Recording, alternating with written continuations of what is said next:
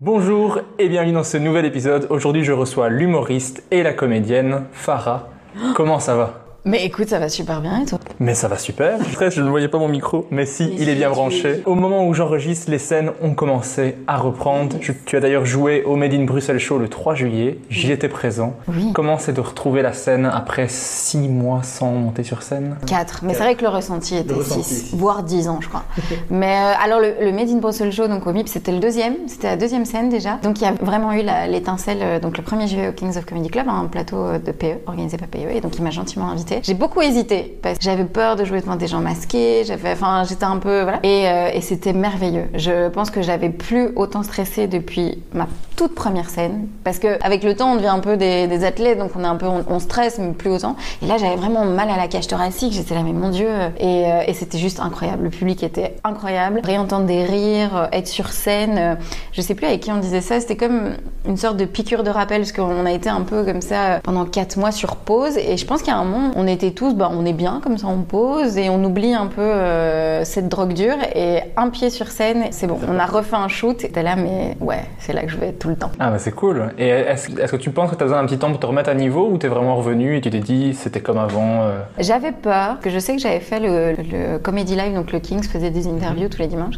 et quand j'ai vu la scène je me suis dit je vais devoir remonter dessus, est-ce que je vais pas trop stresser, est-ce que je vais avoir la même énergie, est-ce que j'aurais pas perdu quelque chose? Après c'était difficile de juger parce que j'ai testé que du nouveau matos, donc j'ai rien fait d'avant parce que je trouvais ça un peu bizarre de faire comme s'il n'y avait pas eu ces 4 mois. Et non, j'étais directement à l'aise.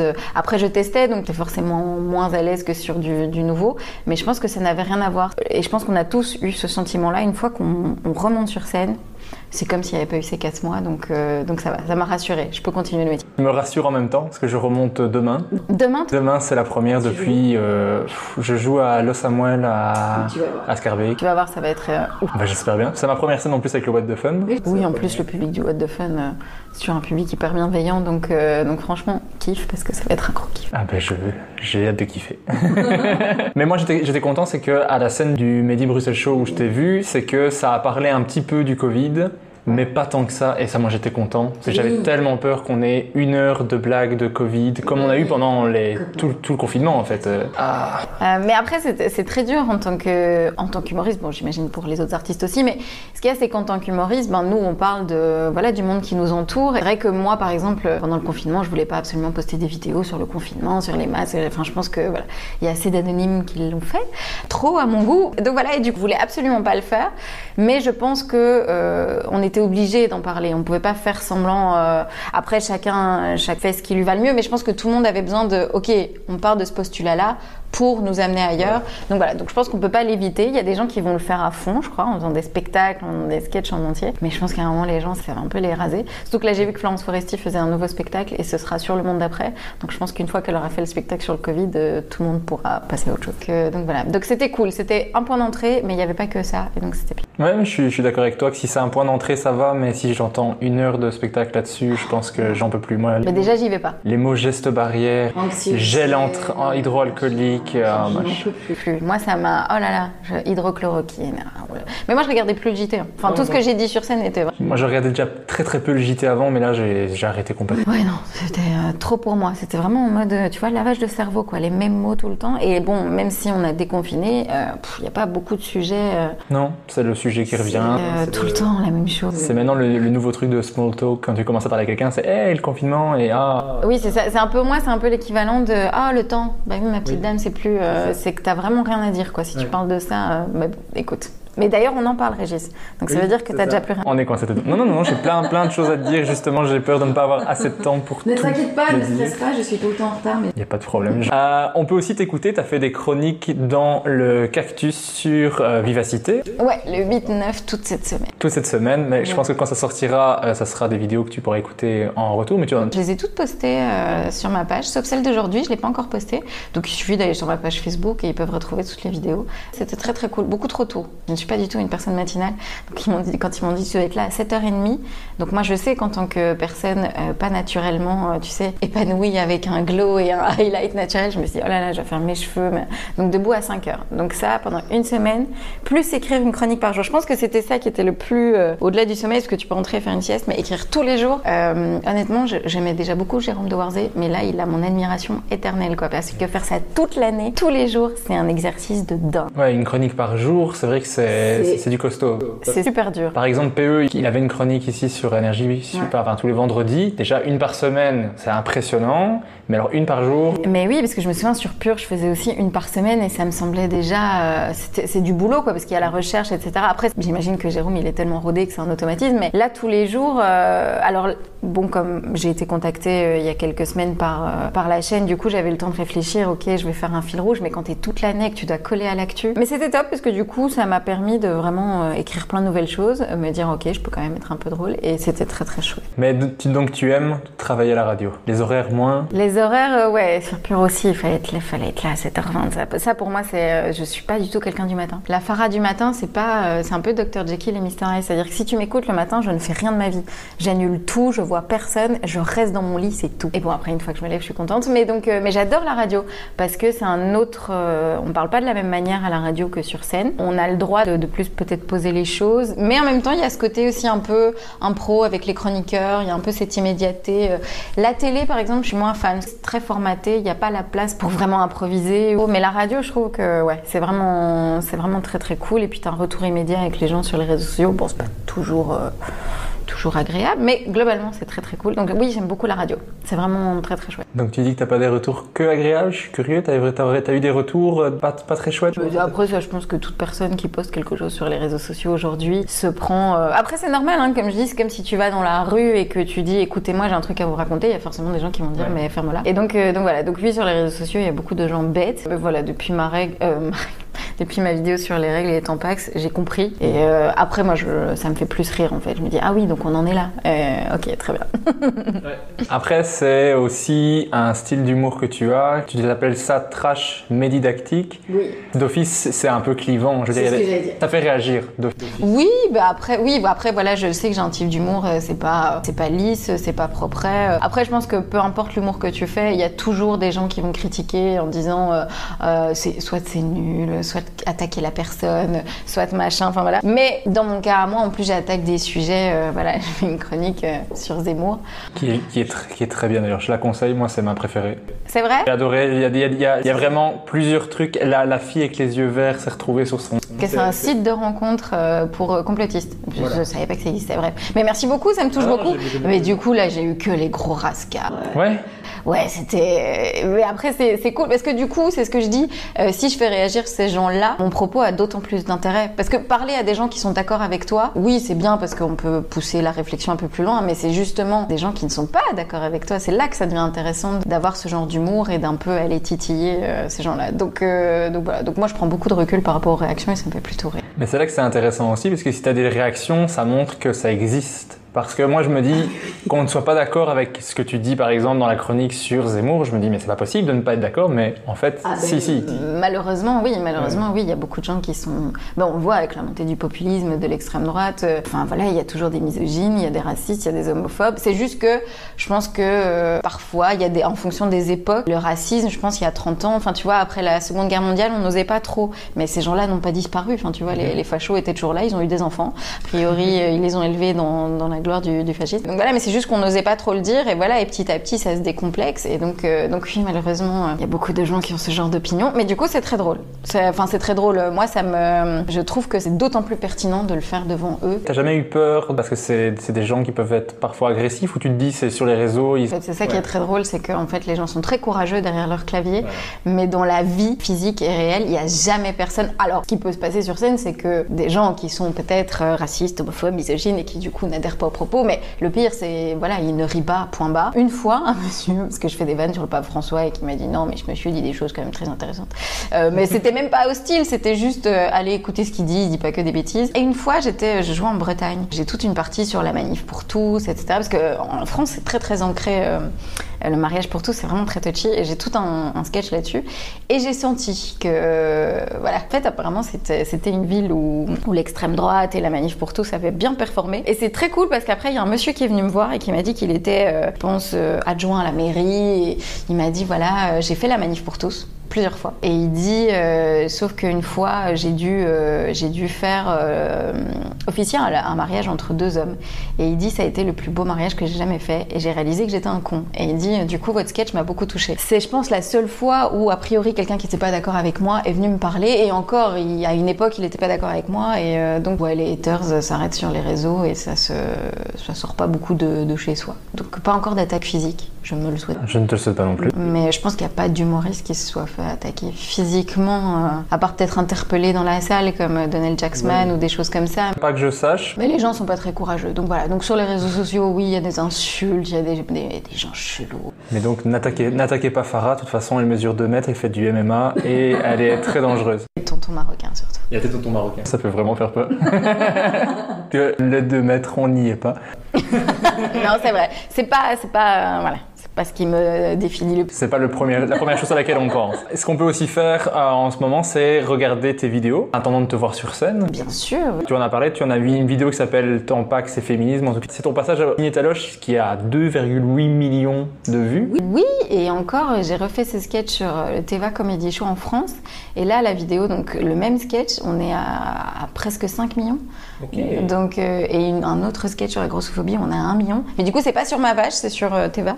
Mais donc oui, apparemment, ça fait parler les gens et c'est encore vu et 2 ans après, c'est encore d'actualité. Donc c'est... Et ça fait quoi de se dire qu'il y a autant de millions de personnes qui ont vu ton sketch ? En fait, on réalise pas. Parce qu'à un moment, ça devient des chiffres. Parce que je sais que du coup, on s'habitue à ce genre de chiffres. Et je sais que quand je pose des trucs, je me dis, j'ai que ça comme vue ou que ça comme like. Et enfin, les gens font, t'es quand même à 100 000. Et je fais, c'est pas... Mais donc on s'habitue, mais on réalise pas. Je sais qu'au tout début, quand la vidéo a commencé à performer et que j'étais arrivée à 600 000 en très peu de temps, je me suis dit, mais ça fait autant de stades de foot. Et là, j'ai fait, waouh.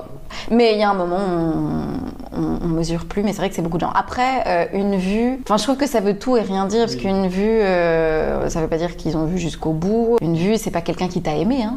Une vue, c'est juste quelqu'un qui a vu. Donc mais aujourd'hui, ça fait bien, tu vois, c'est un gage de qualité. C'est comme ça qu'on définit le talent aujourd'hui, c'est le nombre de vues et de likes. Oui, c'est après, si tu vas voir les vidéos les plus vues dans le monde, c'est pas les vidéos les plus qualitatives, malheureusement. Mais ça m'a permis effectivement de remplir mes salles et de voir une certaine visibilité. D'ailleurs, quand est-ce que tu remontes sur scène pour jouer ton spectacle ? Beaucoup de dates qui ont été reportées, mais la toute première date où je vais jouer mon spectacle, a priori, c'est à Jean-Blou, le 26 septembre ou le 27 septembre, je crois. Parce que je sais que je recommence la scène mi-août, mais je fais des 30-30 au Kings of Comedy Club où j'invite à chaque fois des potes humoristes. Et le but, c'est de faire que des nouvelles vannes. Mais donc voilà, donc en septembre, je reprends le spectacle et la première date, c'est Jean-Blou. Paris, ce sera en octobre, mais on n'a pas encore on est encore en train de discuter. Donc voilà, donc ce sera septembre-octobre. À la nouvelle scène ? À la nouvelle scène, la plus belle scène, en toute objectivité. Avec cette vidéo dont on parlait, que tu as dit que tu avais eu pas mal de remarques misogynes dans les commentaires et tout ça, mais ça, j'allais dire, on s'y attendait malheureusement. Oui. Mais tu as dit aussi que tu avais eu des remarques misogynes dans le milieu professionnel aussi. Alors c'était au tout début, parce que entre le moment où j'ai commencé aujourd'hui, donc en octobre, ça va faire 5 ans que j'ai fait ma toute première scène. Et je pense qu'il y a 5 ans, les filles, il commençait à y avoir ce phénomène dans l'humour où il y avait de plus en plus de filles. On était encore dans la phase où les filles arrivaient, il y avait quelques-unes qui... c'était vraiment juste au moment où Blanche Gardin commençait à exploser. Et donc du coup, on sentait qu'il y avait encore quelques personnes, mais par contre, la misogynie, c'est pas la majorité. Il faut vraiment pas réduire. J'ai eu 1 ou 2 ou 3 personnes qui m'ont dit des choses, voilà, mais généralement je reprends ça sur scène et je réponds sur scène en tout anonymat. Voilà, chacun a le droit de penser ce qu'il veut. Mais la misogynie, je la ressentais plus dans le public. Et ce qui est très drôle, c'est que ça venait autant des hommes que des femmes. Voire parfois plus des femmes, parce que on en discutait souvent avec Émilie quand on faisait des 30-30 à 2. On sent que quand maintenant beaucoup moins. On sentait que quand tu montais sur scène, les filles ou les hommes te regardaient genre c'est une fille, donc déjà elle est moins drôle, elle sera forcément moins drôle. Et il y a un peu ce truc de vas-y prouve-nous. Donc bon, je trouve que ça commence à changer, mais une fille doit tout déchirer pour qu'on dise oui, elle est super drôle. Enfin on doit faire plus quoi, un peu plus, être plus.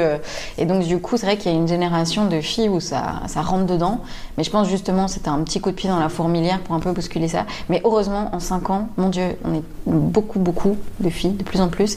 Et un jour, j'espère qu'on arrivera à ne plus faire la distinction entre le fait qu'on soit un humoriste fille ou un humoriste garçon, ou même un humoriste transgenre finalement. Parce qu'on s'en fout en fait qu'on a un vagin. Bah ça ne change pas grand-chose au niveau de la vanne. Non, mais par contre, les gens sont plus rudes quand c'est une femme, parce que il y a des choses qu'elle peut pas dire, la manière dont c'est dit.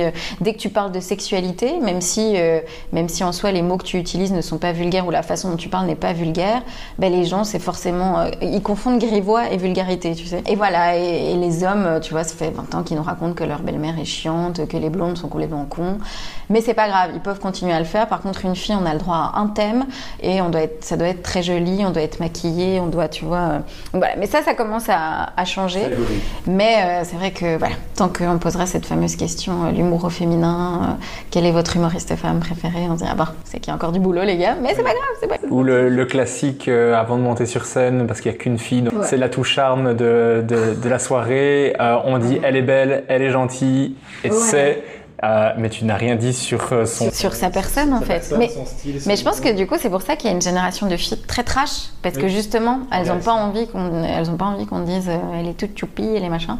Mais c'est bien parce que maintenant il y a même des plateaux où on n'est que des filles. Alors après par contre je déteste le principe de on va faire soirée exclusivement féminine avec que des humoristes femmes. Ah, j'ai l'impression d'être trop zoo comme ça, tu sais. Je pense qu'il faut qu'on arrête d'aborder cette question du genre. Je pense que là, on aura atteint pour moi il n'y aura plus de problème quand la question du genre ne sera plus une question. C'est beau, hein, ça faisait très marketing. Hein. Mais je suis d'accord avec toi et moi je trouve ça dingue. Les commentaires les plus sexistes que j'ai entendus de ma vie, je pense que c'est des femmes qui les ont dit. Les femmes sont extrêmement violentes entre elles. Hein. C'est pour ça que ça me fait beaucoup rire. La misogynie, on peut être une femme misogyne, comme on peut être arabe et raciste, hein, tu sais, ça n'empêche pas, et même homo et homophobe.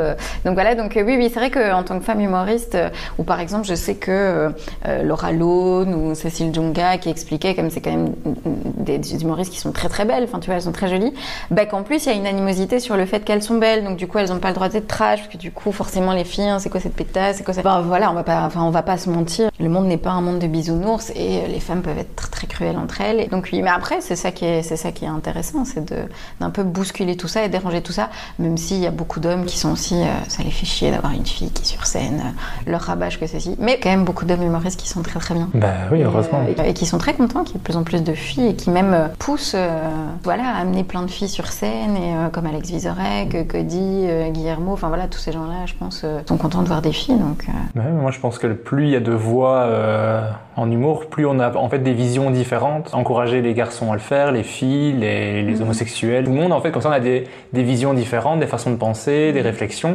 J'aurais limite envie d'entendre tout le monde sur un plateau d'humour. Bah, tout le monde n'est pas drôle. Tout le monde a une histoire à raconter, et je pense que pendant 50 ans, l'humour restait quand même très très formaté. On avait d'un côté les hommes, alors soit c'était de l'humour politisé, donc voilà, mais bon, les femmes, c'était souvent parler de leurs enfants, parler de leur mari, enfin tu vois, c'était quand même très très défini, et en même temps, il y avait beaucoup moins de monde qu'aujourd'hui, donc forcément, plus il y a de monde, plus il y a de diversité et de pluralité, et je pense que jusqu'à il y a 10 ans, l'humour, c'était vraiment un tout petit cercle de gens qui raflaient tout, et que forcément qui limitaient le discours ou la diversité. Ça c'est très Michael Jackson, United Color of Penitence. Oui. Mais je pense que ça évolue dans un bon sens, et ça c'est chouette. On parlait de tes vidéos, il y a aussi une vidéo que tu as fait avec InnoJP et Émilie Krohn, où vous parlez de plan A3. Ça c'est venu d'où cette idée de vidéo? J'ai vu que c'était en collaboration avec AIDS France. En fait, j'ai été contactée en mai, je pense, par donc l'association AIDS, donc de lutte contre le VIH, France. Et en fait, ils voulaient, c'était le 4 juillet, ils voulaient faire la fête de l'amour, et c'était toute une journée dédiée à la fête de l'amour pour justement sensibiliser à la lutte contre le VIH. Et donc en fait, toute la journée, ils ont contacté des artistes, mais toutes sortes d'artistes, donc des humoristes, des musiciens, des chanteurs, des acteurs. Et le but, c'était vraiment d'inonder les réseaux sociaux de vidéos sur le thème de l'amour. Alors ça pouvait être le thème de l'amour, ça pouvait être la sexualité, ça pouvait être sensibilisation à ce sujet-là. Et je pense qu'ils ont fait un prime avec Laurent Lafitte qui animait le Prime. Il y avait des interviews Combini, c'était relayé sur les Inrocks. Enfin, c'était vraiment une grosse campagne. Et donc, j'ai été contactée. Ils m'ont dit, voilà, ce serait cool que tu fasses une vidéo, ta carte blanche. Il dit, par exemple, Tristan Lopin, il va faire un face cam. Enfin, voilà, tu fais un peu ce que tu veux. Et moi, je suis pas une fan du face cam chez moi. Enfin, déjà, j'ai pas le matériel et je trouve que, voilà, c'est un modèle qui a été beaucoup usé. Et alors, me demande pas, c'est freudien. Je ne sais pas pourquoi. Je me suis dit, mais ce serait drôle d'imaginer un plan A3, mais tu sais, qui n'aboutit pas, le plan A3 foireux. Je n'ai jamais fait de plan A3. Et du coup, souvent, je me dis, mais comment ça se passe? Et je sais pas pourquoi j'ai pensé tout de suite à Émilie parce que c'est ma super pote et InnoJP. Et donc voilà, donc je les ai appelés tous les deux. Elle a dit, mais voilà, j'ai un projet, est-ce qu'on peut s'appeler? Et Émilie a lancé, mais vraiment comme une blague en disant, écoute, pour un plan A3, je dis, mais justement, tu fais bien de le dire. Et alors là, je pense qu'InnoJP a bugué pendant 10 bonnes minutes. Tu sais, on a l'impression que l'image était bleue. On fait Inno. Mais non, mais je suis encore sur le plan A3. Et donc voilà, et donc ils ont été adorables. On a fait, en 3 heures, on a écrit la petite vidéo. Et puis on a passé, une semaine après, on a tourné ça dans ma chambre, ici. Et InnoJP en mini kimono qui lui arrive sous les fesses, c'est un moment extraordinaire. Donc on a énormément ri. Et donc voilà, donc j'étais très contente, je me suis beaucoup amusée, c'était très cool et puis en plus c'était pour la bonne cause, donc c'était top. Donc faites l'amour, amusez-vous de toutes les manières, mais mettez des capotes. Ouais. Ou si pas des capotes, faites des tests. Vous pouvez aller sur le site Faites l'amour, donc FETE l'amour.fr pour les dons, on en profite. Vous pouvez faire un don, exactement. Est-ce que c'est important pour toi de profiter de la tribune que tu as pour véhiculer ce genre de choses, pour essayer de bouger les choses, ou ça vient naturellement chez toi de vouloir le faire?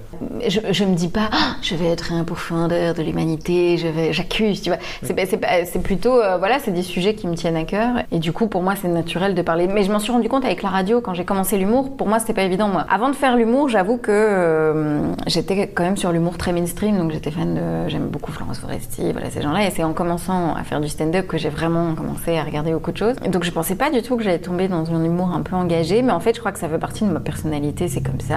Sauf que dans la vie, quand j'en parle, je rigole beaucoup moins, j'ai tendance à vite m'emballer. Donc voilà, donc pour moi, c'est très très naturel d'en parler. Et après, j'ai pas envie d'être donneuse de leçons, c'est juste que voilà, moi ça me touche, j'ai envie d'en parler, les gens font ce qu'ils veulent dans la vie. Voilà, et quand on me contacte comme ça pour une belle action, que ce soit les solidarités avec Marca pour infirmiers de rue au Médecins du Monde, ou AIDS pour la lutte contre le VIH, c'est naturel, c'est comme ça, et je me dis, oui, il faut le faire, c'est drôle. Après, je pense que tout le monde, à sa manière, doit contribuer en tant que citoyen. C'est pas en tant qu'humoriste ou en tant qu'artiste, c'est juste en tant que citoyen. Il faut, je pense, participer à la vie de la collectivité et avoir une certaine forme d'engagement, je pense. Pour moi, quand on vit en société, il faut être un minimum engagé, mais c'est très personnel. Donc voilà, donc c'est pas du tout une question d'être humoriste ou artiste, c'est juste quand on est citoyen, il faut essayer d'un peu faire changer les choses. C'est le message pour changer les choses de Farah. Oh, c'est beau, dit comme ça fait un peu Instagrammeuse, mais il faut faire bouger les choses. Ou politicienne, ça peut marcher. C'est vrai, je pense que j'aurais pu faire Farah pour que les choses pu faire de la politique, mais un peu trop de corruption à mon goût. Mais moi, de toute façon, je trouve que l'humour, pour moi, c'est le meilleur moyen pour faire évoluer les choses, juste pour faire réfléchir les gens. Et je sais pas, moi, c'est mon truc préféré pour faire ça. J'adore les gens qui le font. Parce que je me sens pas obligé. C'est pas un donneur de leçons, c'est juste tu amènes une idée, l'idée fleurit dans ta tête après, et t'as passé un bon moment en même temps. Donc... Pour moi, tu sèmes une petite graine. Après, comme je dis souvent, les gens sont pas obligés d'être... heureusement que les gens sont pas d'accord avec moi, sinon ce serait très chiant en fait. Mais au moins, voilà, c'est une autre vision des choses. Voilà mon idée. Après, vous adhérez pas. Mais comme tu dis, tu sèmes juste une petite graine. Parce que je sais que souvent des gens viennent, ah mais c'est vrai que j'avais jamais vu ça comme ça, ou j'avais pas pensé à ça, ou et que du coup, et même si la personne ne change pas d'avis, au moins elle se sera dit, le point de vue est intéressant. Et moi, c'est ça que j'aime en humour, parce que quand tu as un débat comme ça, si toi et moi on commence à parler de sujets et on n'est pas forcément d'accord, ça peut vite, tu vois, chacun se braque dans ses, tu vois, on campe sur ses positions et on se braque et machin. Mais à partir du moment où t'as fait rire quelqu'un, il y a une sorte d'affect comme ça. Les gens, quand tu les fais rire, tout d'un coup, ils ont une sorte d'empathie, ils t'aiment bien parce que tu les as fait rire et que donc du coup, ils sont prêts à entendre certaines choses qu'ils n'entendraient pas de façon assez plus froide et plus frontale, quoi. Donc oui, l'humour, pour moi, c'est une excellente manière, comme la musique, c'est une très très bonne manière de faire passer certains discours. Donc on est encore en train de parler de ton actualité. Ça va bientôt arriver avec Florent Lausson, Gaëtan Delferrière, Émilie Krohn, et produit par le What the Fun et InnoJP, qui cette fois-ci ne portera peut-être pas de kimono, vous le saurez en regardant. Malheureusement. Ça lui va très très bien, mais non. Ah zut, moi s'il n'y a pas de kimono, je ne sais pas si je regarderai. Il faut regarder, c'est extraordinaire. Vous allez sortir une web-série qui s'appelle Les Anonymes, qui est produite par le What the Fun. Et la RTB. Quand même, le côté un peu institutionnel, public, ça fait sérieux, quoi, tu vois. Mais oui, avec le What the Fun. Après, on va sortir, comme je dis toujours, Ino et moi, on a vraiment un rôle extrêmement modeste. Tout le boulot revient vraiment au What the Fun, donc Raph Rudy, et surtout Émilie Krohn, Gaëtan Delferrière et Florent Leçon. Le fait que ça sorte maintenant, ça paraît un peu surréaliste, parce que je me souviens, il y a 2 ans, quand Émilie commençait à me dire, bah voilà, avec Gaëtan et Florent, on va commencer à écrire. Qu'est-ce que tu penses du concept? Donc j'ai eu toute la phase d'écriture, puis toute la phase de projet, voilà, pour la validation avec la RTBF. Le tournage, c'était il y a 1 an. Et là, ils étaient en post-prod pour faire le montage et tout. Ça fait 2 ans qu'ils font un boulot de dingue. Donc Ino JP et moi, on était juste là. Ils nous ont donné les textes et on a joué. Mais je suis très fière de faire partie de ce projet. Mais vraiment, chapeau au What the Fun et à ce petit trio que sont Gaëtan, Émilie et Florence qui font un boulot de dingue depuis 2 ans. Et donc on espère que les gens vont aimer parce qu'on s'est bien amusé à le faire. C'est très très cool. C'est un peu fou. C'est très belge, je trouve. Enfin, c'est complètement absurde. C'est humour noir, absurde. Donc je pense qu'il faut qu'on se prépare aux haters. Qu'est-ce que c'était drôle à faire. Et puis avec les guests et tout qui étaient incroyables. Alexandre Kominek, Laurence Bibot, Cody, Pablo Andrés. Tous les gens jouaient le jeu à fond. Alors que c'était complètement farfelu, honnêtement. Quand vous allez voir Laurence Bibot, vous allez vous dire, et elle a accepté de faire ça. C'est vraiment des salopards. Mais donc en septembre, normalement. Il me semble que j'ai parlé avec le What the Fun ici, il me semble qu'ils ont dit octobre, ouais. En tout cas, septembre-octobre, vous devrez avoir une web-série qui s'appelle Les Anonymes, de 20 épisodes de 2-3 minutes, je crois. 20 épisodes, ouais, de 2-3 minutes, c'est un format très très court. Le concept, c'est très simple, on reprend le concept des réunions d'alcooliques anonymes. Sauf que on change alcoolique avec plein d'autres, on va dire, pathologies. Alors ça peut être des misogynes anonymes ou connards anonymes, pervers narcissiques, et après ça va dans des trucs très très délirants comme les gens qui adorent faire des surprises anonymes, les dictateurs, plein de choses. Et donc voilà. Et donc c'est sous format de réunion. Et Ino JP joue le rôle de médiateur. Plus j'en entends parler de cette série, plus j'ai envie de la voir. Mais vraiment, je sais, motivation, l'enthousiasme que vous partagez, j'ai vraiment envie de voir ça. Bon, après, si vous ne m'entendez plus jamais en parler, que vous voyez plus de publications, voilà. Après, comme dit Gaëtan, les gens adhèrent ou pas, au moins je pense qu'ils peuvent être fiers de ce qu'ils ont réalisé. C'est un premier gros projet, donc voilà. Donc je pense que tant qu'on y a mis, bon après c'est cool. Si ça marche pas très très gai. Donc du coup, Régis, on compte sur toi. Même si t'aimes pas, t'as pas le choix. Si j'aime pas, ça va. Est-ce que c'est toi quelque chose que tu veux développer, le côté comédienne, en plus du stand-up? Tu sais que c'est une question qu'on m'a beaucoup posée. Alors moi, ce qu'il y a, c'est que je vais pas te mentir, depuis le début de cette folle aventure du stand-up, je gère pas grand-chose. C'est-à-dire que moi, à la base, quand j'ai commencé le stand-up, c'était vraiment... Enfin, je voulais même pas, en fait. J'ai fait la fameuse académie du Kings. Émilie pourra te le confirmer. Moi, j'étais en disant, non, mais moi, je veux juste voir voilà, comment ça fonctionne, machin, le mécanisme, tout ça. Et puis, ils m'ont dit, non, mais tu vas monter sur scène à la fin des 2 semaines, donc tu te tais. Pas ma faute, j'ai du talent. Non, même pas. Non, parce que moi, c'était vraiment genre, un jour, je serai vieille incontinente avec des chats et il faut lui créer des souvenirs. Et j'avais 30 ans et je me suis dit, ça approche à grands pas. Donc, vas-y, fais-le. Au moins, t'auras essayé. Il y aura pas de regret de te dire, mais peut-être que, et si je l'avais fait. Et au moins, si j'essaye, bah, soit je suis mauvaise et je le sais et next, on passe à autre chose et il y a pas de regret. Et si je suis bonne, bah, au moins on tente l'aventure et au moins j'aurais tenté le truc. Donc voilà, j'ai mis du temps à me dire, bah oui, en fait t'es humoriste, bah oui, en fait t'as envie de faire ça de ta vie. Et à la question, est-ce que j'ai envie d'être comédienne ou pas? Moi, en fait, tant que je m'amuse. Pour moi, peu importe le support, tant que je fais de l'humour et que je peux faire de l'humour, que ce soit radio, télé, scène, web-série, film, je m'en fous. Tant que je m'amuse et que les gens estiment que bah, je fais pas ça trop mal, alors c'est bon, j'y vais. Donc voilà, mais j'ai pas de plan de carrière, même si je vise un peu les Oscars et Hollywood. Non, voilà, j'ai pas de plan de carrière donc je passe pas de casting, je fais pas. Mais voilà, si j'ai la chance de le faire, je le ferai. Et si je peux m'amuser, bah, je m'amuserai. Ouais, chouette, une belle vision de la vie, je trouve. Mais si, mais tu vois les choses arriver, carpe diem, c'est magnifique. Ah non, c'est chouette, vraiment. Mais maintenant qu'on en sait plus sur ton actualité, moi dans le podcast, ce que j'aime bien, c'est revenir en arrière. On va revenir dans l'enfance de la petite Farah. Oh, l'enfance, carrément. L'enfance, carrément. Oh là là, on est quoi? On est sur le 15e siècle. Le Moyen-Âge, au moins. J'ai envie de savoir, quand tu étais enfant, est-ce que tu étais déjà une petite comique ou pas? J'aimerais te dire non, que j'étais une enfant très inspirée. Mais si, j'adorais. Depuis toute petite, j'adore rire. Ouais, j'ai toujours été un peu la clown de service, mais je me voyais pas humoriste par contre. Okay. C'est-à-dire que j'adorais ce sentiment de faire rire les autres. Donc à l'école, ouais, oui, voilà, j'ai toujours aimé ça. Mais après, je viens d'une famille où ma maman, je pense, est la plus grande snipeuse du monde. Elle fait des punchlines. Parfois, je suis maman. Donc voilà, la pomme n'est pas tombée loin de l'arbre. Et on adore rire. Donc pour moi déjà, depuis tout toujours, j'ai le souvenir, enfant, adolescent, jeune adulte, une journée sans rire, c'était une journée perdue. Donc si j'avais pas un fou rire par jour, j'estimais que j'avais gâché ma journée. Et mais crois-moi que j'en ai eu des fous rires, parce que j'adore ça en fait. Pour moi, rire, il n'y a rien de plus jouissif, et surtout réussir à faire rire les autres. C'est mais après, ce qu'il y a, c'est que pour moi, c'était mes potes et ma famille ou mes collègues après quand j'ai travaillé. Donc voilà, ça restait, parce que c'est une chose de faire rire ton entourage, c'en est une autre de faire rire des inconnus. Donc voilà, donc j'ai toujours aimé faire rire, mais j'ai jamais eu, je sais qu'il y a des gens qui disent que depuis tout petit, voilà, et je trouve ça génial, mais moi, j'avais pas du tout cette illumination, mais par contre, j'adorais imiter Eli Kaku quand j'étais vraiment toute petite, ne jugez pas. J'adorais imiter Eli Kaku, Danny Boone, voilà, parce que j'étais petite, et voilà, je me souviens que je le faisais devant mes parents, ça les faisait rire. Après, je faisais aussi Maria Carey en playback, tu vois, des petits trucs comme ça. Donc, j'aimais beaucoup déjà... te mettre en avant. Pas me mettre en avant spécialement, parce que je suis pas quelqu'un... Dans la vie, je vais pas être celle que tu vas voir le plus à une soirée. Je vais pas être celle qui parle super fort ou qui va... Je suis plutôt assez discrète et très timide. Je suis très dans l'observation. Donc, petite, je pouvais jouer des heures toute seule. Tu pouvais pas m'entendre.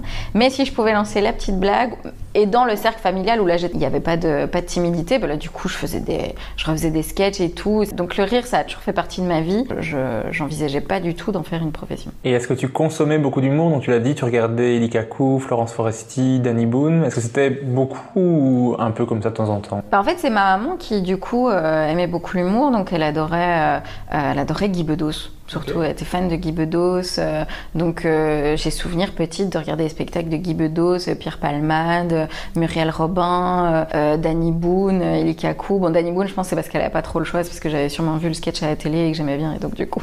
Et même des trucs comme Mr Bean ou les Monty Python ou des comédies. On regardait beaucoup de choses drôles, que ce soit des comédies ou des humoristes. Mais après, bon, quand j'étais ado, il y a eu la découverte de Florence Foresti. Donc ça a toujours fait partie de mon univers parce que ma maman adore rire et voilà. Et donc, tu vois, là, je suis en train de me dire, c'était quoi la question initiale petit à petit. Oui, donc voilà. Donc, je consommais, mais je dois dire que je consommais pas de stand-up. Donc, ce n'est qu'en montant sur scène que j'ai commencé à découvrir les humoristes américains. Ça, par contre, j'avais pas du tout cette culture-là avant. Ça restait de l'humour très franco-belge et assez mainstream. Le stand-up, ça arrivait quand même un peu après. Oui, voilà. Bah, pour moi, le seul qui faisait du stand-up, c'était Guy Bedos. Donc, Guy Bedos en faisait déjà, mais sinon, c'était très sketch. Mais moi, ça me fait... c'est con, mais Pierre Palmade me faisait beaucoup rire quand j'étais... Enfin, voilà, c'est pas parce qu'on fait du sketch, maintenant, c'est la mode du stand-up, mais c'est pas parce qu'on fait du sketch qu'on est mauvais, loin de là. Mais donc voilà, donc ça a toujours été, par exemple, mon papa c'est un grand fan de Raymond DeVos. Bon, après moi je suis pas du tout jeu de mots, mais donc voilà, donc l'humour ça a toujours fait partie de l'ADN de la famille. Tu avais déjà un panel de styles différents, d'humoristes différents. Oui. Ouais, cool. Est-ce que durant l'adolescence, tu as fait tout ce qui est théâtre, improvisation ou... Jamais, parce que j'étais, comme je te dis, j'étais très timide. Donc du coup, moi, si vraiment je m'étais écoutée, j'aurais fait 8000 choses, des cours de théâtre, des cours de peinture, du piano, de la danse, toutes sortes de danses. Et du coup, à vouloir faire trop de choses, je faisais rien, parce que j'étais timide, parce que j'avais peur du regard des autres et machin. Et en fait, c'est ça, à 30 ans, je me suis rendu compte que déjà à 30 ans, j'avais des regrets en me disant mais pourquoi à 15 ans t'étais si gênée, si complexée, pourquoi est-ce que t'osais pas faire tout ça? Franchement, il n'y a pas mort d'homme. Donc, et en fait, c'est ça, je me suis dit, si déjà à mon âge, je regrette des choses de quand j'avais 15 ou 20 ans, mais du coup, vas-y quoi. Et donc voilà, donc j'ai jamais rien fait. J'ai fait mes études, tu vois, un truc très, très propre, je bossais dans la banque, voilà. J'ai jamais osé révéler ce côté artistique, même si j'aimais beaucoup le dessin, mais ça restait un truc très individuel, voire individualiste. Et voilà. Et puis c'est plus les gens autour de moi, mes potes à l'UNIF ou au boulot qui disaient la façon dont tu racontes tes histoires, on te verrait bien faire un one woman show parce que la façon dont tu le dis. Et puis au début, tu dis mais c'est n'importe quoi. Parce que je trouvais ça fou, moi, quand je voyais le Jamel Comedy Club, je trouvais ça fou de faire rire des inconnus. Et donc je me disais jamais. Et puis voilà, ils ont semé une petite graine qui a mis du temps à germer quand même. Je pense qu'on est quand même sur un bon 7-8 ans avant de se dire allez, on y va. Parce que du coup, comme je suis très timide et très voilà, un peu... Et donc voilà, et puis une fois que je me suis lancée, j'ai dit révélation. Mais j'ai commencé, par contre, quand j'ai commencé le stand-up il y a 5 ans, j'ai fait pendant 2 ans de l'impro. Parce que c'était une collègue qui m'avait dit écoute, je commence de l'impro, ça te dit, une collègue qui est devenue une amie depuis, parce que je ne bosse plus à cet endroit dit. Et l'impro, ça m'a beaucoup aidé par contre. Je sais pas si tu fais de l'impro. J'ai fait de l'impro, j'en ai fait. Et donc, beaucoup. disons que ça a permis d'enlever beaucoup de barrières. Et l'impro et le stand-up, je pense, enfin en tout cas maintenant après 5 ans, je me dis, ça m'a changé mais positivement. C'est-à-dire que j'assume ce que je suis, j'assume ce que je dis. Avant, tu vois, moi si tu me regardais plus de 15 secondes dans les yeux, tu vois, ça me stressait, j'étais fort, le jugement des autres et tout. Maintenant, je m'en fous, quoi. Tu vois, une fois que t'as vécu des bides, franchement, la vie des gens, enfin, tu vois, t'assumes beaucoup plus dans la vie et l'impro, on t'apprend, il n'y a pas de mauvaise idée. Il faut savoir te vendre, il faut être à l'écoute de tout. Et donc, du coup, ça a vraiment, à 30 ans, comme ça, bah, après, c'est bien, ça arrive pas si tard que ça. 30 ans, plutôt très timide et qui n'ose pas comme ça aller dans une classe avec plein d'inconnus. Et quand t'as fait de l'impro, t'as fait ça avec... J'ai fait la ligue d'impro amateur et donc c'était la Very Bad Troupe et qui continue d'ailleurs, mais à un moment j'avais entre le boulot et la scène, j'arrivais plus à faire les deux, mais c'était génial. Et d'ailleurs je regrette un peu parce que ça n'a rien à voir avec le stand-up, mais ça apporte beaucoup de choses sur le jeu, sur justement apprendre à jouer, apprendre à vendre une idée, à s'assumer sur scène. Donc voilà, donc ça c'est vrai que c'est un peu dommage, mais j'ai plus vraiment le temps. Mais c'était très cool comme expérience. Et t'étais quel type d'improvisatrice? Dans le non-verbal, dans la construction, dans les gags ou... Bah moi forcément, j'étais dans la film. Oui, ouais, il fallait que je les fasse rire. Alors du coup ça dépend des coachs, tu vois, il y a des coachs, ils adorent, tu vois, faire... construire des scénettes où tu fais rire et tout. Après, il y en a, tu sens qu'ils sont plus cinéma d'auteur. Et du coup, c'était intéressant parce qu'ils me disaient, alors maintenant, tu vas arrêter de nous faire la Farah qui veut faire rire tout le monde et tu vas essayer d'être dans l'émotion et tout. Et c'est ça qui est dur. Parce qu'en fait, quand on est humoriste, c'est joli parce qu'on se cache comme ça derrière un grand mur où on fait rire les autres et tant que les gens rient, ils nous posent pas trop de questions et on doit pas trop... tu vois, se dévoiler. Mais du coup, quand tu dois jouer dans l'émotion, dans l'impro, c'est vrai que c'est un peu... Mais du coup, ouais, non, moi, j'étais plutôt l'improvisatrice. Alors, encore une fois, j'étais pas, j'écartais pas les autres ou j'essayais pas de prendre toute la place. Mais il y avait toujours ce truc où si je pouvais choper un rire, j'étais contente. Je comprends. J'étais le même type d'improvisateur. Ah, mais ouais, mais c'est une drogue. Hein. Avec des petites fautes de cabotinage au passage, quand tu veux faire juste rire ou de décrochage parce que tu ris trop aux blagues. Mais moi, je cherche le rire en permanence. Ben ouais, mais c'est plus fort, hein, c'est plus fort que moi. Donc ouais, dans l'impro. Et en plus, j'étais dans une team où les gens étaient vraiment très très cool et très très drôles. Et du coup, où tout le monde avait un peu ce côté, on se marre bien entre potes. Donc voilà. Donc c'était très chouette. Mais donc tu l'as mentionné, t'as fait des études en communication, ça tu l'as pas dit, mais après tu as travaillé dans une banque en tant que marketing manager. Sur une échelle de 1 à 10, à quel point tu trouvais ça chiant? Alors, ça dépend à quel moment. Tout début, quand j'ai commencé, parce qu'il faut savoir, parce que souvent les gens disent mais 30 ans c'est tard pour commencer un métier artistique, etc. Mais ce qu'il y a, c'est que moi j'ai été biberonnée quand j'étais ado à Sex and the City. Je suis vraiment la génération de filles qui à 14 ans découvre, toi aussi. C'est deux garçons, Mais oui, non, mais c'est vrai, t'as raison. Non, mais je suis un des seuls garçons qui regardait la série, mais j'étais accro à cette série. Ah non, moi j'ai deux de mes meilleurs potes qui regardaient aussi beaucoup. mais j'adorais cette série et donc et moi je me voyais, enfin tu vois l'image de la working girl, tu sais, avec ses petites Jimmy Choo, tout ça, la Carrie Bradshaw, c'était vraiment un objectif quoi. Donc je sais que quand j'ai voulu faire l'UNIF, parce que mes parents m'ont toujours poussé à faire des études. Après ils m'ont dit une fois que tu as ton diplôme secondaire, tu fais ce que tu veux. Mais si tu veux étudier 10 ans, on te soutiendra et tu étudieras 10 ans. Et donc l'UNIF, j'avais très très peur, je me disais mais je serais pas capable, etc. Puis encore une fois là je me suis dit fais-le et puis pire tu te plantes et c'est pas grave, il y en a plein qui se plantent à l'UNIF. Mais du coup ça s'est bien passé, mais je sais que j'hésitais entre histoire de l'art et infocom. Et puis mon père m'a dit ouais mais dans les musées est-ce que tu vas gagner de l'argent? Et je me suis dit mais papa tu as raison. Après je cache pas j'ai ce côté très très banque où l'argent ne fait pas le bonheur mais il y participe quand même un petit peu. Et donc voilà, donc je me voyais vraiment comme la working girl, m'acheter des chaussures et des sacs très très chers. Donc j'ai fait mes études, j'ai commencé à la banque, le marketing. Au début c'était hyper intéressant parce que c'était juste après la crise financière, c'était en 2011 aussi où il y avait tous les mouvements de Wall Street et tout. Et donc c'était très intéressant, quand je bossais au marketing, de voir comment est-ce qu'une banque pouvait un peu... c'est pas bien ce que je vais dire, mais mentir aux gens. Et je trouvais ça génial, je trouvais ça drôle. Donc au début, ça m'a vraiment passionnée parce que en plus j'étais sur tout ce qui était digital, mobile, c'était le début des applications bancaires, donc je bossais là-dessus. Donc au début, j'ai vraiment kiffé, je me suis vraiment amusée. Et puis à un moment, Bon, pas très longtemps après, on va dire, allez, après 3 ans. Bah, je me disais, voilà, j'avais fait le parcours classique, donc j'avais eu des études, j'avais eu mon CDI, j'étais devenue cadre, j'avais très très vite augmenté, j'avais un très chouette salaire, j'ai pu m'acheter l'appartement où nous sommes aujourd'hui, j'étais proprio et tout, et en fait, je me disais, bah, c'est super, Farah, t'as 28 ans, t'as fait tout ça, mais il manquait quand même toujours quelque chose à ma vie. Et je sais pas pourquoi, j'avais l'intime conviction que me marier et avoir des enfants n'allait pas être la chose qui allait combler tout ça. Et donc, c'est là que ça a commencé, en fait, où je me suis dit, il me manque un truc, mais j'étais pas encore vraiment dans le déni de la banque. Et une fois que j'ai commencé le stand-up, c'est là qu'on m'a perdu en fait. Très vite, c'est devenu en fait un job alimentaire, ce qui a rien à faire, ça paye quand même beaucoup mieux que l'humour. Et au début, tu gagnes rien au début dans l'humour. Et donc voilà, j'avoue que les 5 dernières années à la banque, j'étais là parce que j'étais payée et je faisais ce qu'on me demandait de faire. Les derniers mois, c'était écrit sur ma tête, je crois que j'avais absolument pas envie d'être là.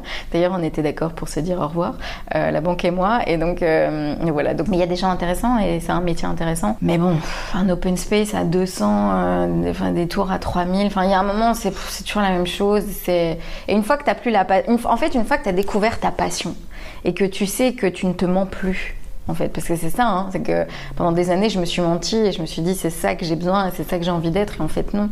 Et une fois que tu as découvert ta passion, que tu as découvert ce qui t'a fait très instagrammeuse à chaque fois, mais ça a donné un sens à ma vie, c'est-à-dire que quand je suis sur scène, je sais que je suis à ma place et il n'y a aucun autre endroit où je voudrais être, et donc du coup la banque... Oui, en comparaison, une fois que tu as goûté à ça, le revenir au travail, mais il y a des gens formidables dans la banque, j'ai encore des gens avec qui je suis amie aujourd'hui, mais ça me saoulait. Et puis surtout, en fait, ça a révélé plein de choses en moi que j'avais un peu enfui, genre ça reste un monde très marketé, très formaté, et tu peux pas dire ce que tu veux, et alors que sur la scène c'est génial, tu peux dire ce que tu veux. Bon, après dans le monde de l'humour, c'est pas si loin que le monde du monde de la finance, parce que beaucoup de gens disent c'est pas rigolo, ou ça devait être un monde de requins, mais l'humour reste un business malgré tout, qu'on le veuille ou non, donc on va pas trop jouer les bisounours. Et donc voilà, après les humoristes, je sais qu'il y a plein de gens qui vont monter au créneau, mais pour beaucoup de gens, pour les professionnels, on est des produits, c'est-à-dire qu'on est un produit sur un marché, on doit faire vendre, donc qu'est-ce qui fait qu'on peut se différencier des autres? Est-ce que ce produit va être rentable? Les producteurs, c'est ce qu'ils se disent, hein, ils réfléchissent pas en tant que... Oui, il y a sûrement des coups de foudre artistiques,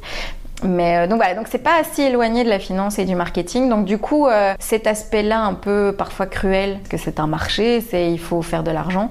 Du coup, ça c'était assez familier pour moi, et j'ai pas... Voilà, pour ce côté-là, j'étais prête, le côté un peu requin. Okay. Mais voilà, je préférais affronter les requins pour quelque chose qui a du sens que pour finalement vendre des trucs qui m'intéressent pas et que j'achète pas moi-même. Donc c'est en fait le bagage que tu as eu, t'es utile maintenant dans l'humour, ouais, pour vraiment. Vivre dans ce marché.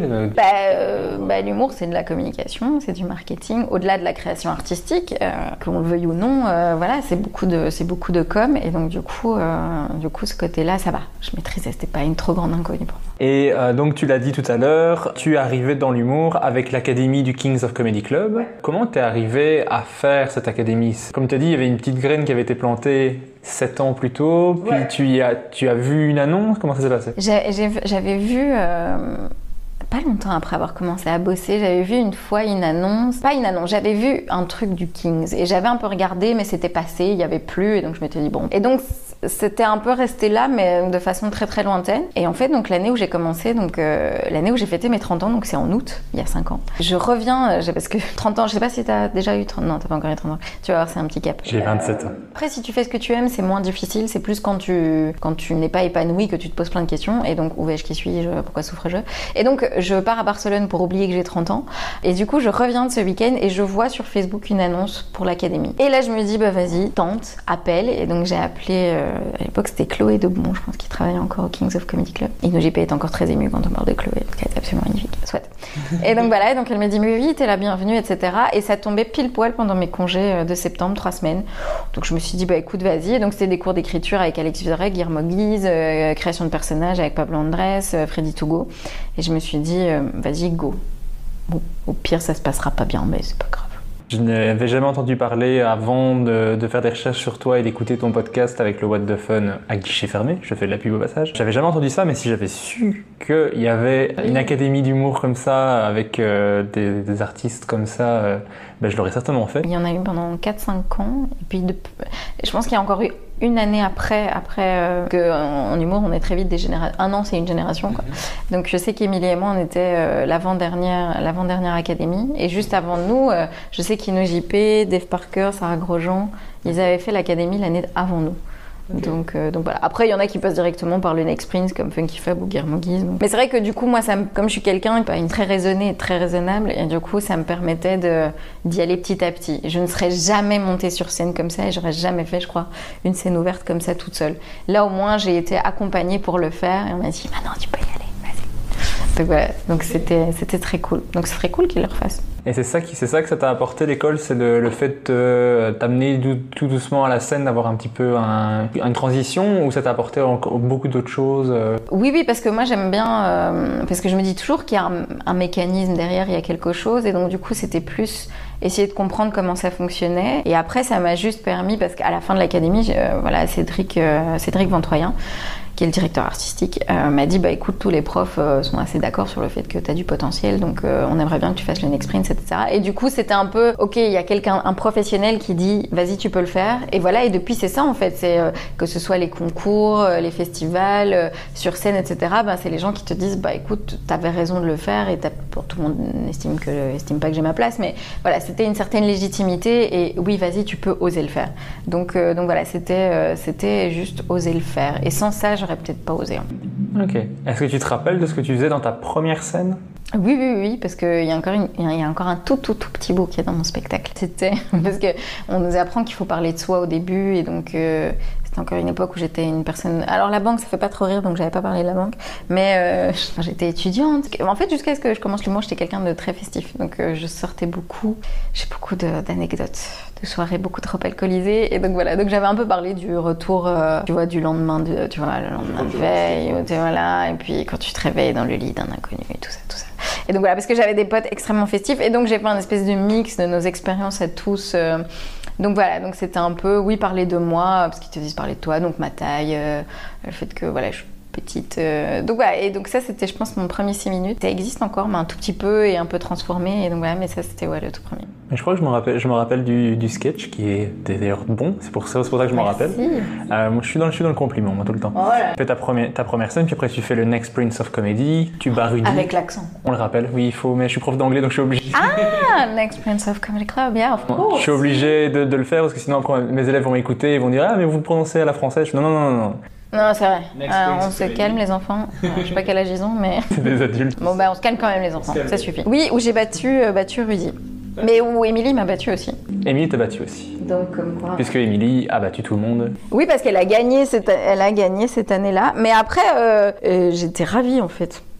Pas sur le moment. Sur le moment, j'étais pas très contente, parce que du coup, comme ça se passait bien, tu sais, comme dans les paris, des trucs, des chevaux de course, tu vois, j'étais un peu dans ceux où on disait ah oui, enfin, il y a des chances, etc. Et donc, comme c'était le tout début, et du coup, ça a été ma première claque. En fait, heureusement qu'elle est arrivée très vite, parce qu'en fait, c'est la scène. Il faut se dire que rien n'est jamais acquis, et que si ça va trop vite, je pense pas que ça te rende service. Après, chacun est différent, mais moi, ça m'a permis de me rendre compte, oula. Voilà, il faut bosser, il faut travailler, et même si c'est un métier qui est merveilleux, c'est un métier qui est extrêmement dur aussi, et extrêmement violent, parce que bon, là on parle on est épanoui sur scène, machin, sens de la vie, mais je pense qu'il n'y a aucun humoriste qui osera me dire qui doute pas tous les jours, qui se pose pas des questions tous les jours, qui n'est pas là en se disant mais oui, non, pourquoi, il faut que je m'améliore, il faut que je machin. Et donc voilà, ça m'a permis de me rendre compte, ok, c'est la première, mais il y en aura d'autres, et il faut tout le temps se remettre en question, et rien n'est acquis, et il va falloir bosser, ma petite. Donc voilà, j'étais ravie d'avoir perdu face à Émilie. Et comme on parle des claques, j'ai envie de savoir quelle était ta pire scène que tu as faite. J'adore savoir ça. Après, on va pas se mentir, il y en a eu quelques-unes. Ma pire scène... Attends, mais il y en a eu quelques-unes. Mais c'est juste que les premiers beats sont très très durs, parce qu'au début, tu vois, comme t'es novice, tu vois, t'es pas encore très très sûr de toi, tu le prends très personnellement quand les gens rient pas. Et donc, c'est vraiment mais les gens ne m'aiment pas. Alors qu'en fait, non, c'est peut-être juste, voilà, ils kiffent pas, mais c'est pas contre toi personnellement. Mais bon, t'es encore très très fragile. Avec le temps, honnêtement, les beats maintenant, une fois que t'as fait un beat d'1 heure pendant un spectacle... Ça me fait pas plaisir, je vais me poser des questions. J'ai appris à faire en sorte que ça ne se voit pas, à faire le taf et à pas en mourir, à pas remettre toute ma vie en question après. Parce qu'au début, c'est ça. Au début, tu remets toute ta vie en question. C'est-à-dire qu'il y a une scène qui se passe bien, t'es la reine du monde. Le lendemain, il y a une mauvaise scène.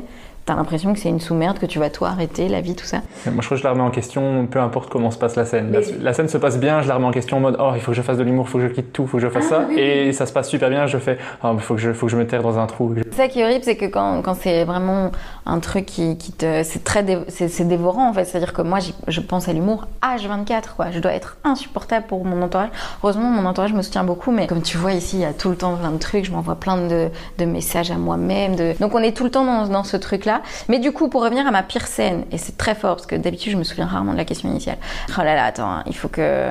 Parce que du coup, moi, au début, je pleurais après. C'était très, très dur, parce qu'alors, tu sais, t'étais là. Ouais, la toute première, oh là là, c'est dur de se souvenir de la toute première. Oui, je pense qu'il y en a une.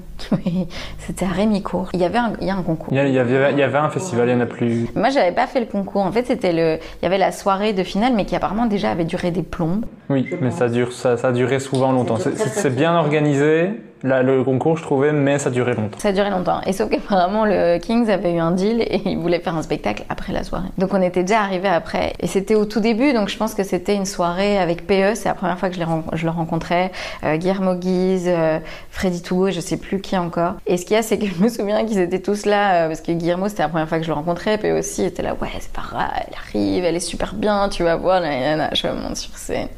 Un tunnel, mais de 20 minutes, tu sais. En plus, je crois que les 4 premières rangées étaient vides, parce qu'il y a des gens qui étaient partis une fois que leur pote candidat était plus là. Il y avait juste un couple devant, tu sais, bras croisés, qui te regardent et qui parfois te fuient du regard. Ah, et c'était la première fois. Et j'étais là, je fais, mais... Tout le monde a dit à Guillermo et à PE que j'étais bien, et là ils vont se dire bah non, elle est pas si bien que ça. Donc ouais, ça je pense que c'était la première. Il y a 2 moments, donc il y a celui-là. Après des plateaux où j'ai fait des bides, il y en a plein, mais c'est le premier spectacle où tu fais un bide, 1 heure de tunnel. Ça, le tout premier, très compliqué. Mais après ça, tu peux tout faire. Mais tu m'étonnes. Je crois que pire scène, c'est juste un tunnel de 15 minutes, et c'est le truc que je le dis, j'ai une petite surfroide comme ça, un petit truc qui revient de loin. Mais tu vas voir, c'est les souvenirs.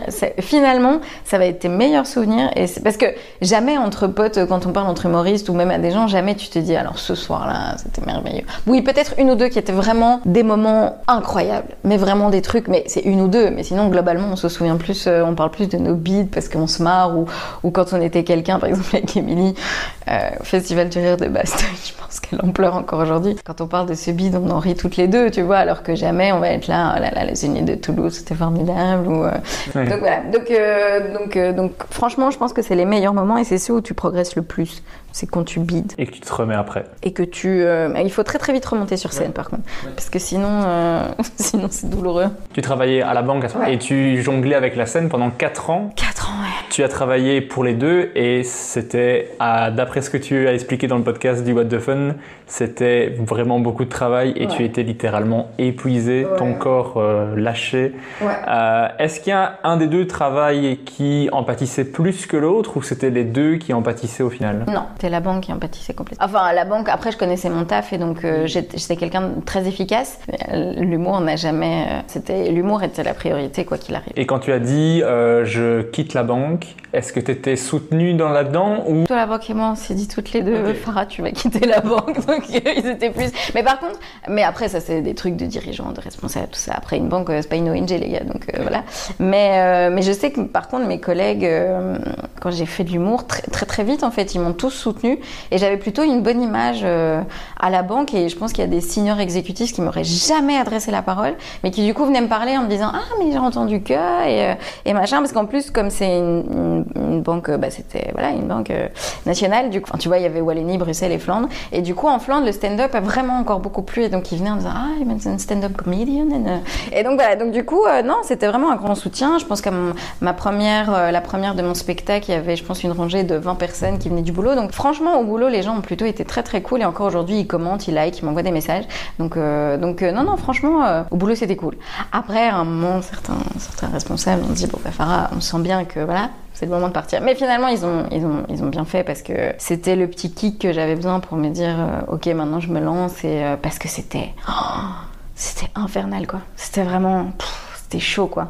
quand tu dors 2 heures, t'étais en Suisse, tu prends l'avion à 6 heures, t'arrives à 8 heures. Moi, j'ai des souvenirs, maintenant je m'en fous, je suis partie, donc je peux le dire, mais où je me suis endormie aux toilettes, quoi. Où je me disais, je dors aux toilettes pendant 1 heure, parce que sinon je vais décéder, quoi. Où je vomissais de fatigue, ou vraiment, où t'es un truc parce que t'es non-stop, et la scène, c'est quand même le corps. En fait, c'est très violent pour le corps, peu de gens le savent, mais en fait, quand tu montes sur scène, t'as vraiment tout ton corps qui se met comme un guerrier ou comme un athlète. Les vaisseaux se dilatent, le cerveau se met dans... Et donc voilà, donc c'est énorme, c'est très très énergivore. Et du coup, quand la journée, tu dois parler produits d'investissement sur 2025 et machin, et en néerlandais d'ailleurs la plupart du temps, le cerveau à un moment il fait oula. Donc voilà, donc très très dur. Mais pendant 4 ans, j'ai fait les deux. Ouais. Mais tu es contente maintenant d'être full-time humoriste? Franchement, parce que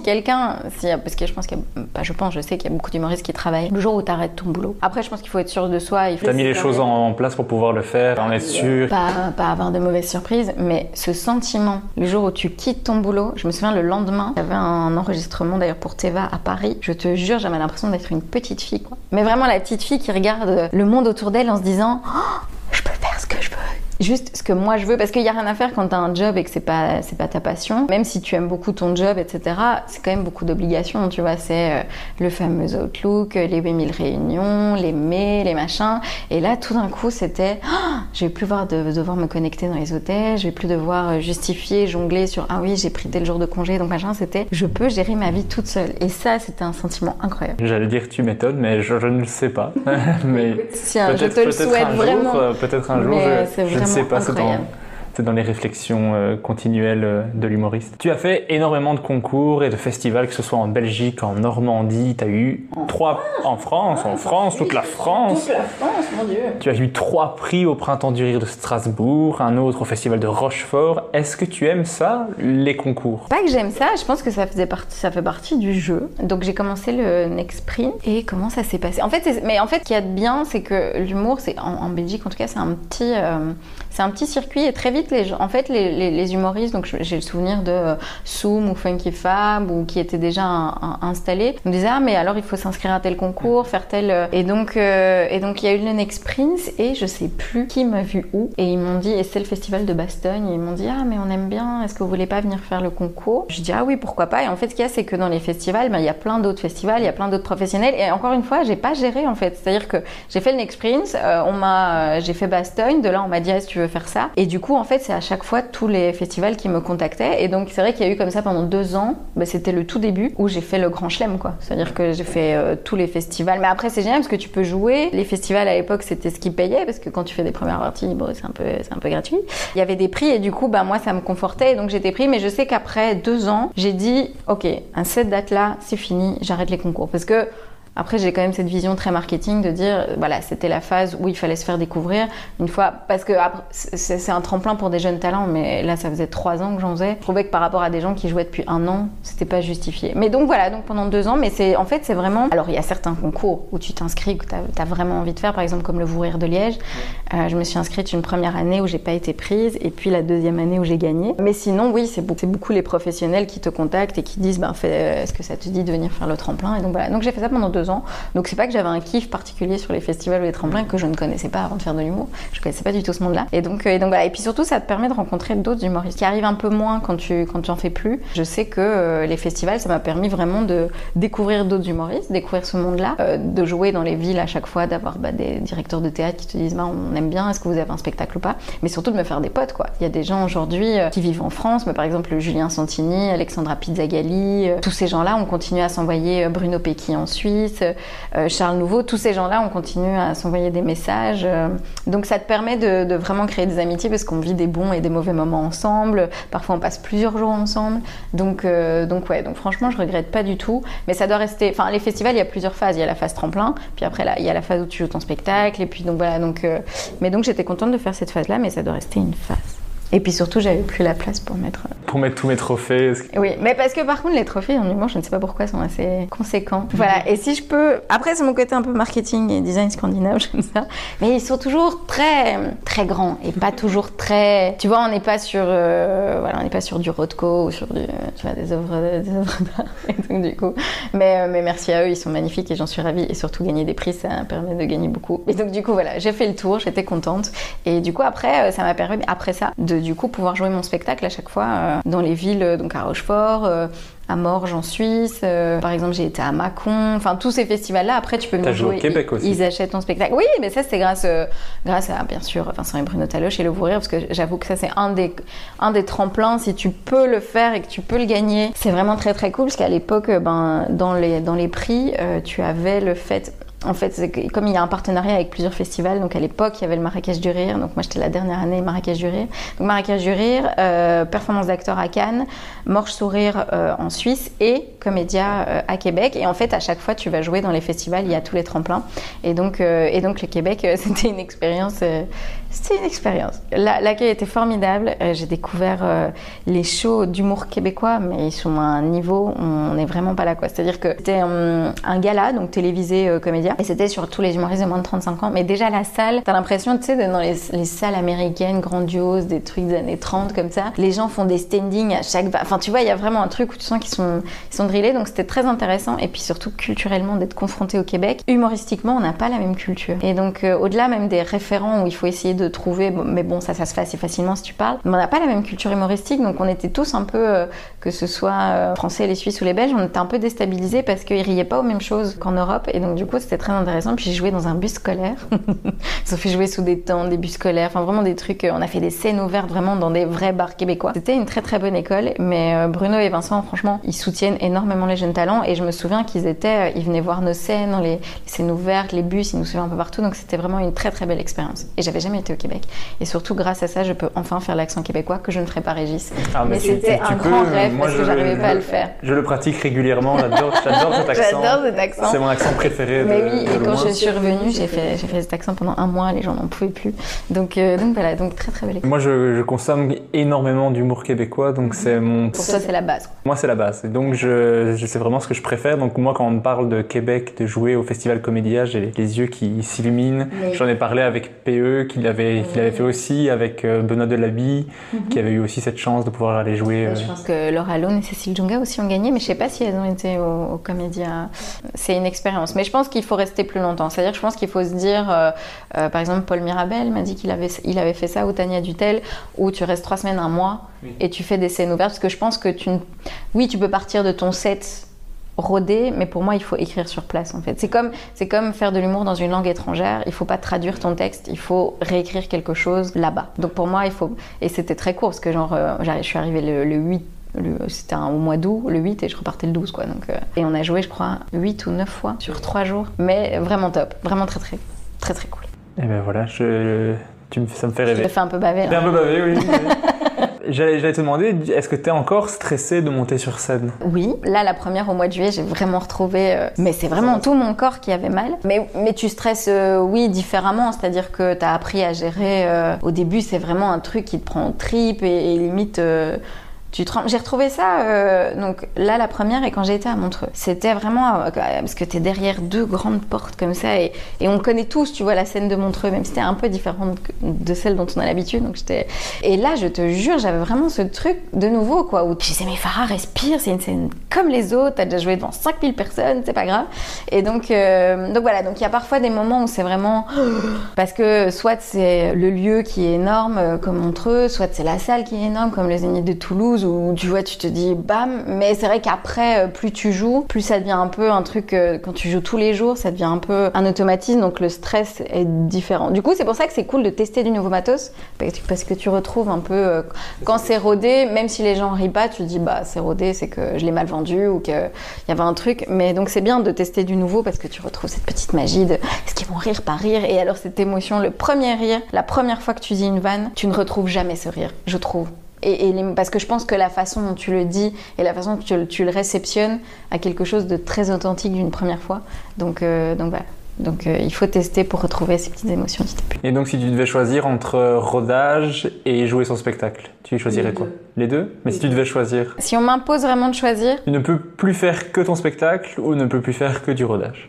Alors, ce qu'il y a, c'est que je vais dire mon spectacle puisque je triche, parce qu'en fait, dans mon spectacle, souvent, je teste des nouveaux trucs. Bien joué.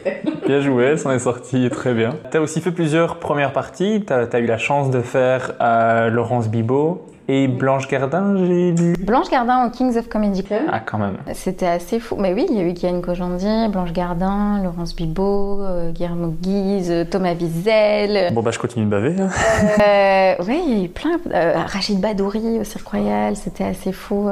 La personne la plus gentille du monde. Mais il m'a accueilli dans sa loge. Tu vois, directement, il te parle de sa fille. Si t'as besoin de quoi que ce soit, je n'ai jamais vu ça. Genre, à la fin du spectacle, il te remercie quand il rentre de la première partie et il te rappelle à la fin.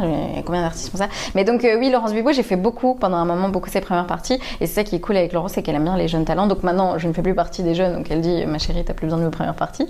Mais c'était très très cool. C'était ma première grande salle, c'était à Saint-Michel. Je pense que ça faisait 1 an que je faisais du stand-up, donc c'est très cool. Et Blanche Gardin, alors du coup là tu flippes. Hein. Blanche Gardin, Kian Kojandi, t'es content de le faire et en même temps tu te dis en fait Blanche et Kian Kojandi, Blanche comme si c'était ma pote, Blanche Gardin et Kian Kojandi, ils sont désarmants de naturel et de simplicité en fait. C'est-à-dire que c'est nous qui leur attribuons toute une série de, tu vois, comme les dieux de l'Olympe, comme ça. C'est la manière dont on les voit qui les rend impressionnants, mais eux en fait sont d'une gentillesse infinie, ils sont hyper cool, hyper chill.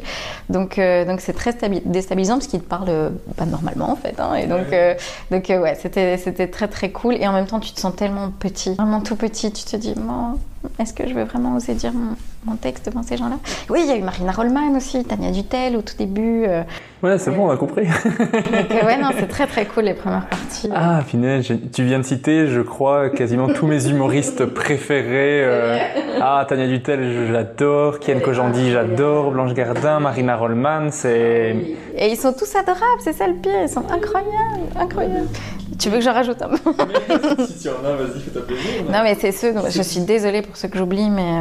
C'est tous des gens que je veux recevoir dans le podcast, avoir l'occasion de discuter avec eux. Je serai impressionné pendant une semaine avant de le faire, ça c'est sûr. Mais moi, par exemple, Kian Kojandi, c'est ton dieu absolu. Mon dieu absolu dans les humoristes en ce moment. Clairement, son spectacle Pulsion qui est sur YouTube, que je conseille à chacun des podcasts que j'ai fait. C'est un pourcentage en fait. Mais j'aimerais bien, moi, si je pouvais voir la commission de pouvoir lui parler, ça serait le meilleur paiement. Ah ouais, gentil. Mais ce spectacle est incroyable. Il y avait Navo aussi qui était très oui, très cool. Mais pour moi, c'est quand je dis Kian Kojandi, c'est Navo, c'est une team. Oui, c'est vrai que c'est un gros duo. Et donc, ouais, mais il y a plein de gens comme ça qui sont... Mais c'est très très dur de jouer devant des gens que tu admires beaucoup. Oui. Parce que je pense qu'en fait on n'est jamais très très bon devant les gens qu'on admire et donc on se met beaucoup trop de pression donc voilà, donc ouais, plein de très très belles premières parties et c'est génial parce que du coup ça te permet, je me souviens que Tania ça faisait pas longtemps et c'était Dan Gagnon parce que Tania Dutel venait jouer au Kings, c'est elle qui m'a expliqué parce que je la connaissais pas et je me dis mais comment est-ce que t'as pensé à moi et elle m'a dit j'ai appelé Dan Gagnon et il m'a dit elle dit voilà je cherche une première partie et c'est lui qui a donné mon nom et donc j'étais surprise parce que je connais pas spécialement Dan Gagnon et donc voilà et elle est super chill et c'est grâce à elle parce qu'il y avait une amie à elle qui était là que j'ai été jouer la première fois à Paris il y a maintenant 3 ans mais faire les plateaux quoi parce qu'aller à Paris le spectacle ça c'était il y a 2 ans et faire le premier plateau donc non vraiment il y a plein de gens et d'ailleurs Tania Dutel a sauvé mon passage à Montreux parce qu'en fait mon soutien-gorge sortait de ma robe donc elle me fait Farah j'ai un petit truc à te dire et mon soutien-gorge sortait et donc du coup il y a des couturiers enfin les maquilleuses font de la couture donc on a cousu mon soutien-gorge sur ma robe enfin bref donc merci Tania Dutel d'avoir sauvé en tout cas visuellement mon passage à Montreux. Peut-être qu'il t'aurait eu encore plus de vues mais peut-être pas le genre de vues que tu veux avoir. Voilà c'est pas mon corps de métier quoi. C'est génial, je bave d'envie, du coup j'ai envie d'arrêter là et de partir. Donc tu tournes avec ton spectacle qui s'appelle Résiste. Ouais. De quoi parle le spectacle en gros, en quelques mots, pour ceux qui écoutent ce podcast?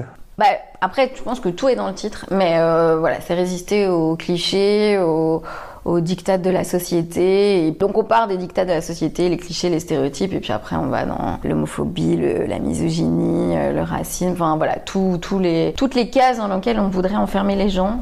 Moi j'essaie de résister à ça et de dire on s'en fout de la case et on fait tout péter. J'aime le titre, bien choisi. Non, je trouve que ça, comme tu dis, tout est dans le titre, mais une fois que tu le dis, bien choisi. Moi, les titres, c'est un truc que je suis toujours fasciné par les gens qui arrivent à choisir des titres. Je trouve que c'est super dur de... Et ça, c'est mon avantage d'avoir fait du marketing, d'être marketeuse. C'est que... Mais le titre est arrivé à la fin. C'est-à-dire qu'il y a d'abord eu la construction du spectacle, et puis il est arrivé très naturellement, en fait, mais avec ce que je disais dans le spectacle. Mais je pense qu'il faut pas d'abord se dire je fais un titre et puis c'est vraiment, c'est la fin quoi, c'est comme ton affiche, tout ça. Ça c'est l'avantage du marketing. Mais donc résiste. Mais toi qui as eu l'occasion de jouer dans plusieurs pays à l'étranger, tout ça, est-ce que tu as vraiment ressenti, donc avec le Québec tu l'as dit, mais avec la France et la Suisse, tu as vraiment senti une différence dans le public? Pas du tout, parce qu'il y a beaucoup de gens qui me demandent, et la seule fois où j'ai vraiment, c'était à Québec, parce que je pense qu'en fait c'est juste des Américains qui parlent français, et nous on n'est pas des Américains, et j'ai toujours le souvenir où, bon voilà, je sais pas pourquoi, j'adore faire des vannes sur la pédophilie, c'est comme ça, encore une fois c'est freudien, mais ça me fait beaucoup rire. Sauf qu'en fait, à Québec, ils associent pas les Belges à la pédophilie. Je dis, mais enfin, c'est un ressort connu, les Belges et la pédophilie. Alors qu'on est très bon là-dedans. Ben, on excelle les gars, enfin je veux dire, on est les meilleurs. Et donc du coup, j'ai le souvenir à Québec où je demande à des gens que je connais pas, des Québécois qui m'ont regardé, et je fais, ok, donc vous connaissez pas Marc Dutroux? Très bien. Je fais, est-ce que vous avez des pédophiles célèbres? Et là, ils m'ont vraiment regardé, genre, mais qui est cette personne étrange? Donc ça, c'était très dur, mais par contre, quand tu vas en France et en Suisse, à part quelques vraiment des petites différences, c'est vraiment infime. Donc je sais exactement dans mon spectacle les éléments qui peuvent ne pas être connus en Suisse et en Belgique, mais du coup à force, je sais comment changer parfois en fonction d'une ville. Mais honnêtement, France, Belgique, Suisse, il n'y a aucune différence. La seule différence, c'est ce que le public aime, c'est-à-dire est-ce que tu es face à un public qui aime l'absurde, est-ce que tu es face à un public qui aime l'humour noir, et c'est juste ça qui va déterminer le bon ou le mauvais moment.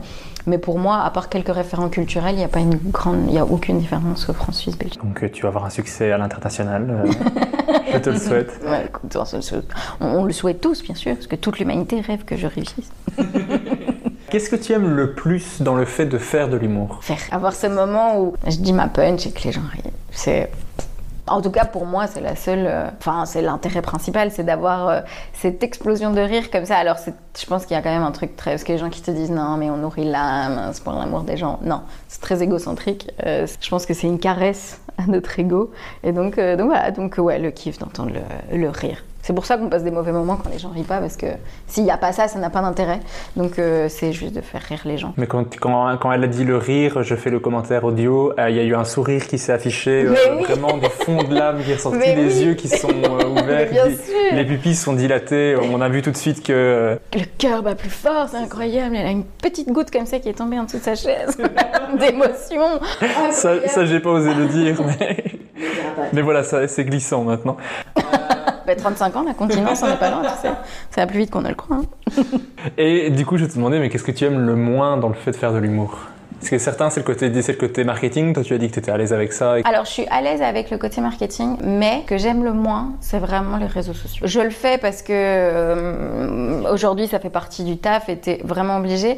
Mais moi, je suis quelqu'un de très, dans la vie, parce que je te disais, de très pudique et très discrète. Donc moi, honnêtement, si je faisais pas d'humour, Instagram, Facebook, ça fait longtemps que je n'y serais plus. Donc voilà, donc pour moi, ça c'est vraiment de se dire, ok, il faut communiquer, il faut poster, il faut, tu vois, parce qu'alors c'est un stress, parce qu'après, il y a toute la phase avant de préparation d'un post, parce que tu vois, moi je réfléchis bien à quel post, comment, parce que j'aime pas poster tout et n'importe quoi pour le fait de dire je poste tout et n'importe quoi. J'aime bien que ce soit pertinent ou utile à ma carrière, mais donc du coup tu réfléchis quoi, comment, il y a l'infographiste, ok je veux tel truc, telle date, et puis après il faut sponsoriser, à quelle heure je le poste, quel jour, et puis il n'y a pas eu assez de likes, les likes montent pas, comment ça se passe, et je trouve que c'est beaucoup de stimuli négatifs, et ça, pour moi ça pollue beaucoup le travail et la création artistique, je trouve. On perd beaucoup de temps et beaucoup d'énergie, mais voilà, on est obligé de se vendre et de se prostituer. Voilà, en fait, j'ai l'impression d'un peu me prostituer sur les réseaux sociaux. Mais continue à liker ma page.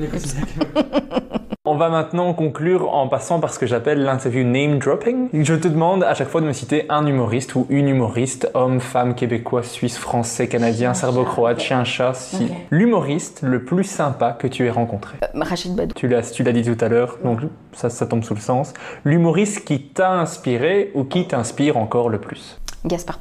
Celui que tu regardes tout ce qu'il fait ou ce qu'elle fait. Gaspard Proust. Gaspard Proust.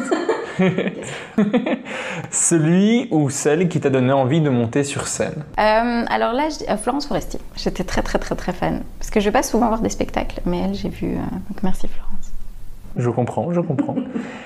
Est-ce qu'il y a un humoriste qui t'a surpris dernièrement, une découverte que tu t'es dit waouh, c'est incroyable, tu ne l'avais pas vu venir? Par exemple, on a souvent cité Paul Mirabel parce que la vidéo est arrivée, est devenue virale et il est venu de nulle part. Mais alors, c'est que moi, Paul, je l'ai découvert avant, c'était juste avant, donc ouais, en janvier, donc 1 an et demi déjà. C'était juste avant qu'il gagne les baisses de l'humour et tout ça. Et en fait, je l'avais vu, je faisais un plateau à Lille parce que j'allais jouer mon spectacle et donc c'était pour faire un peu la promo. Et je me souviens que donc il y avait Paul qui était là et qui avait Moadji. Il lui dit mais c'est Farah. Donc maintenant quand tu te dis ça, tu te dis mon Dieu. Donc Paul Mirabeau qui dit mais c'est Farah qui a gagné l'année dernière les baisses de l'humour. Donc il était tout mignon comme ça tout. Et il est monté sur scène et j'ai fait waouh, j'ai dit c'est qui ce gars, il est incroyable. Et après du coup j'ai partagé plusieurs scènes avec lui, donc avec Julien Santini à Genève, on a fait une scène mémorable au Festival de Genève d'ailleurs qui est incroyable. Donc c'était bien avant sa vidéo Montreux, donc du coup je le connaissais avant, on a partagé plein de plateaux. Et ce garçon est d'une gentillesse infinie. Alors j'ai pas vu son spectacle, du coup je le connais. On a partagé un 30-30 juste avant le confinement à Toulouse, donc je connais son 30-35 minutes qui est vraiment ouf. Donc lui c'était la dernière claque et je pense qu'avant lui Alexandra Pizek. Franchement, si vous avez l'occasion d'aller voir son spectacle, ce spectacle c'est juste une claque, enfin c'est incroyable et je trouve qu'on ne la voit pas assez par rapport à son talent. Mais vraiment c'est un très très beau spectacle. Est-ce qu'il y a un humoriste que tu trouves qu'on surestime?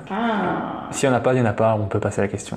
Est-ce qu'on surestime toujours? À partir du moment où je pense qu'à partir du moment où on est fan, de toute façon on surestime parce qu'on n'est plus objectif. Tu vois, moi je pense que Gaspard Proust, je suis plus du tout objective et que moi j'avais le souvenir par exemple quand je vais voir par exemple Gaspard Proust, il est même pas là que j'ai déjà j'ai déjà le sourire, donc t'es déjà dans une dynamique où le mec peut me dire n'importe quoi et je vais donc je pense que on surévalue tous les artistes qu'on admire. T'as vu cette pirouette? Bien joué, bien joué. Spectacle que tu recommanderais le plus? C'est dans la tête d'Alexandra Pizek. De tous les temps, de tous les spectacles, c'est ça? Si, de tous les temps. Alors c'est Gaspard Proust. C'est Gaspard Proust. Mais le spectacle, les deux Gaspard Proust tapine et l'autre, ça s'appelle juste le nouveau spectacle. J'étais le voir à l'Olympia il y a 1 an. Et d'ailleurs, je me souviens, je commençais à la nouvelle scène et j'étais voir Gaspard Proust à l'Olympia et je me suis vraiment dit, mais arrête ce métier directement. Et juste après, j'ai été voir Eddie Izzard qui était en rodage à la nouvelle scène. Et c'est assez ouf aussi. Eddie Izzard et Gaspard Proust, ouais. Vraiment incroyable. Maintenant, je vais te demander de choisir entre 2 humoristes et tu dois me dire lequel tu préfères, dans le sens lequel te fait le plus rire. Ah oui, artistiquement. Artistiquement. Pas humainement. Pas humainement, ça peut être une personne que tu trouves détestable mais qui te fait tellement rire que... que ça passe. Ça passe. Entre Blanche Gardin et Nawel Madani. Blanche Gardin. C'est pas une question de préférer, mais je me retrouve plus... Même si je fais pas du Blanche Gardin, mais je me retrouve plus dans Blanche Gardin. Par contre, il y a un truc qu'on peut pas retirer à Nawel Madani, c'est que c'est une showgirl, enfin c'est un show de fou furieux, c'est une énergie, elle a une niaque, je trouve qu'elle est impressionnante dans son mantra comme ça, l'énergie qu'elle met dans les choses, je trouve qu'elle est vraiment très très impressionnante et qu'on devrait vraiment prendre exemple sur elle. Mais d'un point de vue vraiment artistique, je me sens plus proche d'une Blanche Gardin. Ouais, mais de toute façon, c'est vraiment 2 styles très différents, radicalement opposés, showgirl et stand-up. Mais ça ne retire rien au talent. Au talent des deux, non, clairement. Mais je vais le dire, je le dis à chaque podcast, mais toutes les personnes qui sont citées ne sont que des personnes ultra talentueuses. Après, je pense que globalement, Nawel Madani s'en fout un peu de mon avis. Oui, je pense aussi, mais... mais voilà, mais comme je dis souvent, c'est comme plein d'artistes, peu importe la discipline, tu peux ne pas aimer, mais tu peux saluer le talent derrière.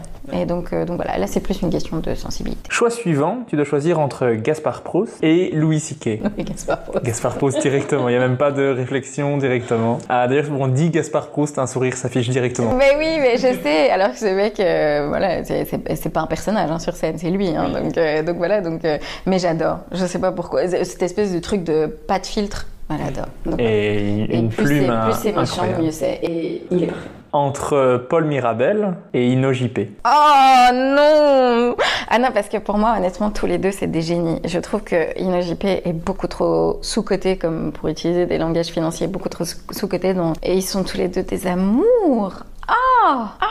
Alors, je vais faire un choix sur vraiment la base de... Les deux m'impressionnent, je les trouve ouf. Mais je me retrouve plus dans ce qu'écrit Ino JP que Paul par exemple, parce que Paul c'est vraiment un personnage, le personnage du loser et c'est pas du tout ce que je ferais sur scène, alors que Ino, en fait Paul le personnage est tellement fort, etc., mais je me dis pas, il y a jamais une vanne où je me dis je suis jalouse, alors que Ino parfois je me dis bam, celle-là, je me vois bien dire certaines vannes d'InnoJP. Là où Paul, son personnage c'est tellement Paul que je peux pas faire de transfert. Il me fait hurler de rire. Humainement, il est incroyable. En fait, c'est ça, c'est que les deux me font hurler de rire. Les deux ont un talent et une modestie. C'est vraiment deux très belles personnes.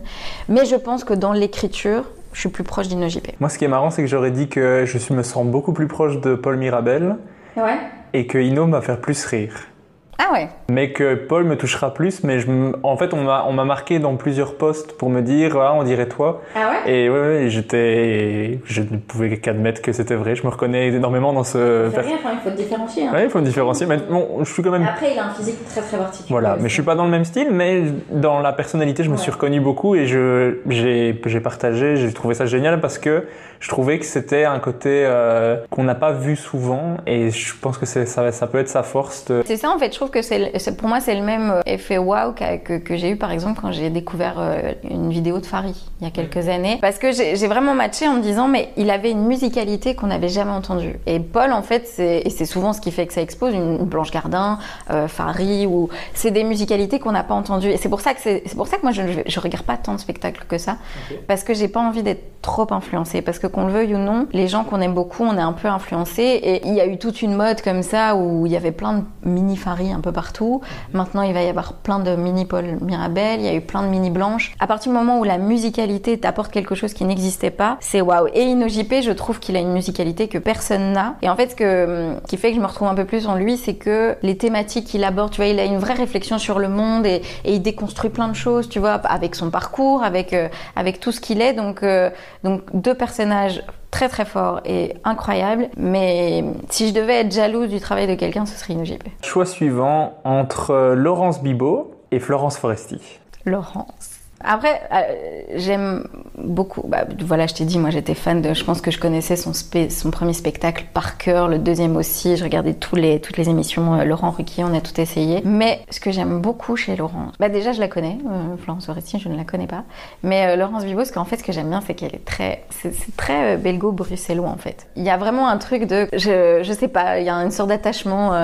La Belgique, elle a vraiment un ton comme ça. Elle a comme ça cet air parfois un peu de la bourgeoise, un peu distante, alors qu'en fait elle est hyper rock'n'roll. Donc ouais, Laurence Bibot, parce qu'elle a quand même dans ses spectacles quelques belles pépites. Entre Farid et Kian Kojandi. J'ai vu les spectacles des deux et je vais choisir Farid. Encore une fois, parce que en fait, dans la même démarche qu'avec Inno et Paul, c'est-à-dire que c'est deux personnages très forts, je ne fais pas ce que fait Kian. Parce que Kian, tu vois, en fait, Kian, pour moi, son spectacle, il raconte une histoire. Et je trouve ça, je suis incapable de faire ça, tu sais, à chaque fois avec des callbacks et tu vois, c'est tout, il te tient, son deuxième spectacle, il te tient sur une soirée, quoi. Alors que Farid, il va de nouveau aborder des thèmes de société qui me font rire, tu vois, quand il arrive. Après, je vais pas spoiler, mais bon, après, c'est sur Netflix, donc les gars, il est temps de voir son spectacle. Mais tu vois, le premier truc qu'il dit dans son spectacle, t'as la musique, il tape avec son micro et il fait Éric Zemmour. Rien que ça, j'étais là. Et je trouve qu'il a apporté, en termes de com, il est très très fort aussi. Je pense qu'il se met encore certaines barrières sur certains sujets. Il pourrait aller un peu plus... Mais artistiquement, je me sens plus proche d'un Farid, mais les deux sont assez incroyables. Farid, j'ai le souvenir, quand j'ai vu la musique de Montreux il y a quelques années, c'était au tout début, je faisais de l'humour, j'ai vraiment eu ce... Parce que, étrangement, je ris pas facile. Enfin, j'aime bien rire, mais... Donc, je comprends que quand les publics sont rudes, parce que moi, je dois pas vraiment être pas le public le plus... Parce que si ça me fait pas rire, je me force pas. Soit tu me fais hurler de rire et tu vas m'entendre très très fort. Et donc voilà, donc Farid, c'est vrai que ça avait été aussi un peu comme Paul, comme ça, ce truc où tu te fais... on n'avait jamais entendu ça. Moi, je suis par contre très très bon public. Donc si je suis à une scène, tu m'as pas entendu ou tu m'as... Non, mais vraiment, c'est que j'aime pas. Je peux pas faker. Si tu me vois dans le public et je ne suis pas en train de rire, je peux pas te dire après oui, j'ai trouvé ça bien. Ah, si j'ai pas ri. Tu vois, je peux juste avoir un grand sourire et même avec Gaspard Proust, hein, j'ai parfois des grands sourires, tu vois. Je vais souvent avoir une vanne comme ça, un truc tellement fort et je vais avoir mais je vais pas être la fille parce qu'il y a et heureusement qu'ils existent, et heureusement qu'il n'y a pas que des gens comme moi dans le public. Des gens, tu sais, qui ont le rire comme ça tout pendant 1 heure, ils sont incroyables. Mais moi, j'avoue que je suis pas super facile à faire. Et en plus, depuis que je fais ce métier-là, c'est encore plus difficile parce qu'on est on n'est plus dans le plaisir simple, on est juste dans l'observation, on écoute. Choix suivant, on va partir sur des américaines, entre Amy Schumer et Sarah Silverman. Sarah Silverman. Oh, ça va direct, c'est bien. Entre Émilie Krohn et Sarah Silverman. Sarah Silverman. Émilie Krohn, bien sûr. Entre Émilie Krohn et Gaëtan Delferrière. Oh, c'est dur. Je vais tricher et je vais dire que j'ai jamais vu le spectacle de Gaëtan. J'ai vu Émilie. mais ils sont... Par contre, aussi très différents tous les deux. Gaëtan, mais je serais incapable de faire ce qu'il fait. Il n'a aucune barrière quand il crie sur scène. Moi, je rêverais de pouvoir faire ça. Et je serais incapable. Très absurde.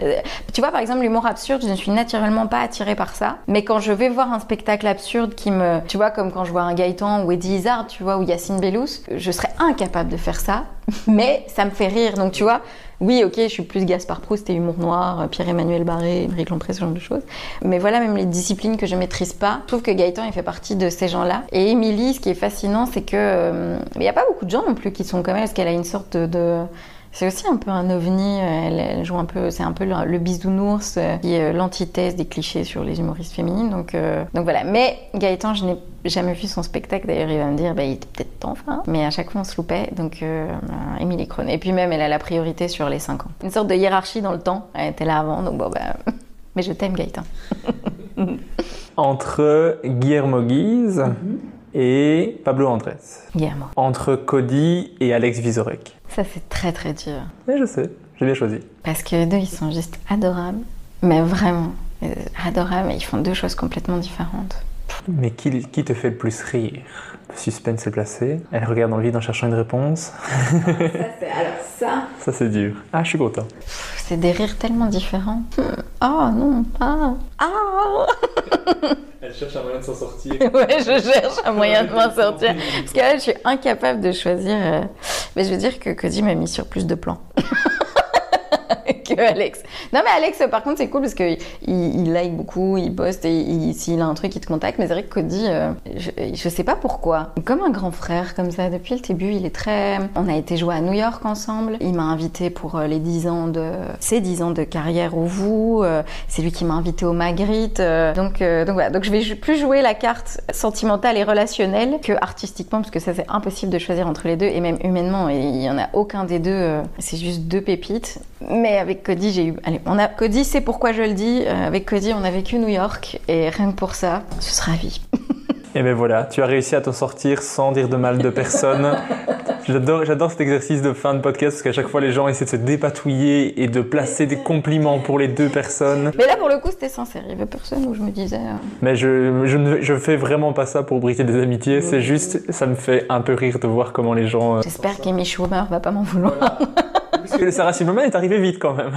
Oui, et pourtant au début j'aimais beaucoup Amy Schumer, et puis j'ai découvert Sarah Silverman et voilà. C'est là que tu retournes à New York, tu vois Amy Schumer qui fait Sarah Silverman. Peut-être, qui sait, peut-être que tu as brisé quelque chose avec moi et Amy. Je me vengerai avec Kian et Nana. Ok, si un jour tu vois Amy, tu peux... Alors, la toute dernière question que j'aime poser, je la pose dans chaque podcast, je l'ai piquée à Dan Gagnon, je le dis à chaque fois aussi, qui demandait à son invité, à la fin de l'épisode, qui est-ce qu'on devrait inviter dans le prochain épisode? Des gens que je pourrais peut-être recevoir un jour dans ma vie. Amy Schumer, j'ai déjà contacté, elle ne répond pas. Gaspard, je peux tenter. Tu sais quoi, je vais t'en dire plein, tu te débrouilles. Ina JP, Émilie Krohn, Paul Mirabel, Gaëtan Delferrière, Florent Leçon. Voilà, tu fais ce que tu veux avec ça. Ok, ça marche. Dena aussi, très cool. Cérine est très cool aussi. Déjà reçu. Cérine, à mon avis, tu vas beaucoup rire aussi pendant une heure. Ok. Ben voilà, j'ai posé toutes les questions que j'avais préparées. Alexandre Cominac aussi. Charles Nouveau. C'est très très drôle. Marina Rollman ou Alexandra Pizzacali.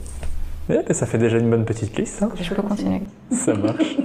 En tout cas, merci beaucoup d'avoir accepté de faire le podcast avec moi. C'était vraiment cool à faire. Je pourrais te parler d'humour encore longtemps, mais déjà je te mets en retard. Et donc, à un moment donné, c'est pas grave.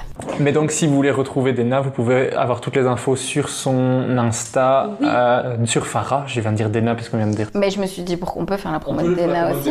Elle commence Vivacité la semaine prochaine. Donc, écoutez-la sur Vivacité dans le 8-9 la semaine prochaine. Ouais, je pense que le podcast sortira après la semaine prochaine, mais allez voir les épisodes de Dena en retard. Bien sûr. Et donc vous pouvez suivre les infos de Farah sur son Instagram, sur son Facebook. Vous pouvez liker les 2 pages, Farah humoriste officielle. Et encore une fois, l'officiel, c'est pas parce que je me prends au sérieux, mais sinon, vous tombez sur des actrices. Vous pouvez liker, mais ça m'arrange pas. Vous pourrez peut-être plus facilement partager les vidéos de Farah. Oui, c'est vrai. Mais peut-être que vous éprouverez moins d'émotions avec mes vidéos qu'avec les autres pharaons du Moyen-Orient. En tout cas, peut-être pas le même style d'émotion. Pas les mêmes émotions. Et encore, on ne sait pas qui écoute. Le rire n'est jamais loin de l'orgasme. Hein. Est-ce que finalement, c'est pas une forme d'orgasme, le rire? Bam, question ouverte, c'est parti, t'as 3 heures. Et vous pouvez aussi, bien sûr, vous abonner au podcast Humeur Humoristique sur Spotify, sur iTunes, sur Google Podcast. Mettez des étoiles, dites à tout le monde que c'est fabuleux, que c'est le podcast qui a changé votre vie. Même si c'est pas vrai, de toute façon, moi, tant que des gens écoutent, ça me fait plaisir. Je le dirai à Amy qu'elle doit liker ton podcast. Ça marche. Merci beaucoup. Je coupe ça. Hop. Et...